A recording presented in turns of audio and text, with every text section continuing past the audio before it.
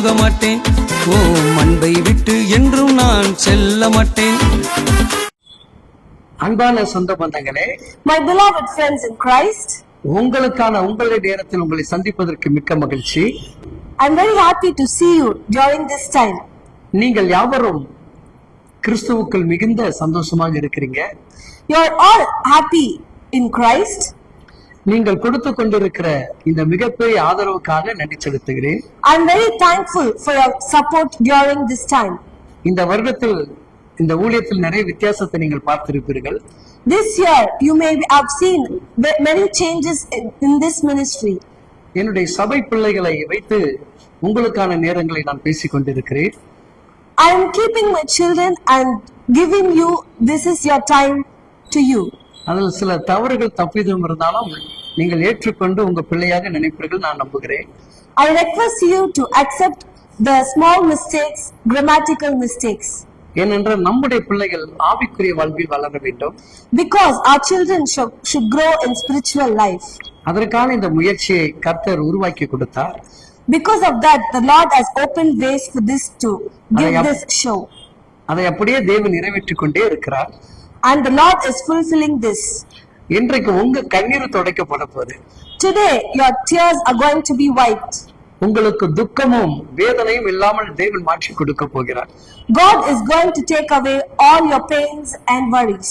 சகோதரி அழாத, ஏன் அழுதுகிட்டு இருக்கிற? My dear sister, why are you crying? Don't cry.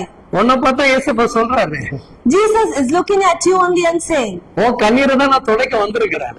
I'm going to wipe your tears only. இதோ நான் அருகில இருக்கிறேன், ஏம்மா பயப்படுற? I'm by your side. Why are you afraid? குரல் கேக்குது இல்ல? You can hear a voice, right? அவர்தான் உங்க அப்பா. I am your dad. அவர் சொல்றாரு, He is saying, வெளிப்படுத்தின விசேஷம் 21:4 இவ்விதமாக சொல்லுகிறது. Revelation chapter 21 verse 4 says, அவருடைய கண்ணீர்கள் யாவையும் நான் துடைப்பேன், இனி மரணங்களும் இல்லை, துக்கம் இல்லை, அலறுதல் இல்லை, வருத்தம் இல்லை, முந்தினவைகள் ஒளிந்து போயிற்று என்று விளம்பினார். And God shall wipe away all tears from their eyes, and there shall be no more death, neither sorrow nor crying, neither shall be any more pain, for the former things are passed away. இனி பழைய வாழ்க்கை அல்ல. Hereafter no old days. ஆகான் ஒரு முறை அழுதார். Agar cried. தன் பிள்ளைக்காக கண்ணீர் வடித்தார். She cried for a child. தேவன் அதை மாற்றி கொடுத்தார். God changed her tears. அன்னாலும் ஒரு முறை அழுதார். Hannah also cried. அவள் நிந்தைகள் மாறியது. All her shame was changed. இன்னைக்கு உங்கள் நிந்தைகள் மாறும். Today all your shames will be changed. உன்னுடைய துக்கங்கள் சந்தோஷமாக மாறும்.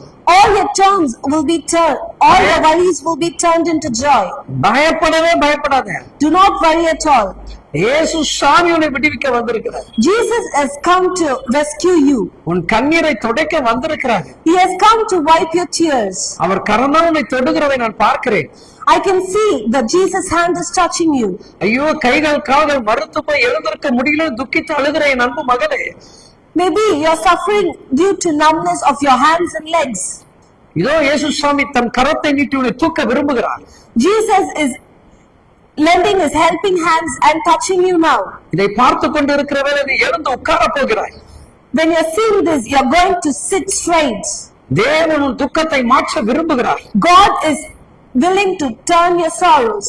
ஒருவரும் உனக்கு ஆகாரம் கொடுக்காமல் இருந்திருக்கலாம். Maybe no one is there to give you food. இதோ தேவனுடைய ஜீவனுள்ள வார்த்தையினுடைய ஆகாரம் உன் இருதயத்தை நிரப்பிக் கொண்டிருக்கிறது. Now the Lord's word is filling your heart. இன்றைக்கு உங்கள் வாழ்வை மேன்மைப்படுத்த ஒரு தகப்பன் இருக்கிறார். Today there is a Lord who is going to exalt your life. எசேக்கியேல் வியாதி படுக்கையில் இருந்து மரணத்துக்கு ஏதுவான காரியம் ஏற்படும் என்று வேதம் சொல்லுகிறது. When Ezekiel was in his deathbed, ஆனால் தேவன் அவனை நேசித்தார். because the Lord loved him, அவன் தேவன் மீது நம்பிக்கையாக இருந்தான். he was having faith in the Lord. நடந்தது என்ன தெரியுமா? Did you know what happened? உங்களுக்கு தெரியுமா? Did you know? 15 வருஷம் கூட்டி கொடுத்தார். He restored 15 years to him again.